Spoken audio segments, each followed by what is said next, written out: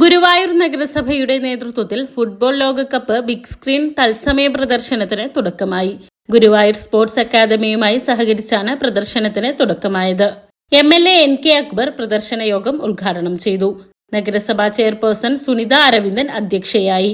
നഗരസഭാ ടൗൺഹാളിൽ നടന്ന ചടങ്ങിൽ vice chairman KK Jyothiraj, standing committee ചെയർമാൻമാരായ AT Hamsa, V Anoop, Shani Reji, Bindu Ajith Kumar, Mammiyur Devaswom chairman GK Prakashan, സംഘാടക സമിതി convener KR Sooraj, GSA president TM Baburaj, KP Sunilkumar എന്നിവർ സംസാരിച്ചു.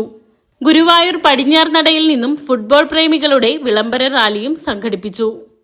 ഇനി എല്ലാവരും പന്തിലേക്ക് മാത്രം ശ്രദ്ധിക്കുക, ബാക്കി ഒന്നിലേക്കും നമ്മളിനി ശ്രദ്ധിക്കേണ്ടതില്ല.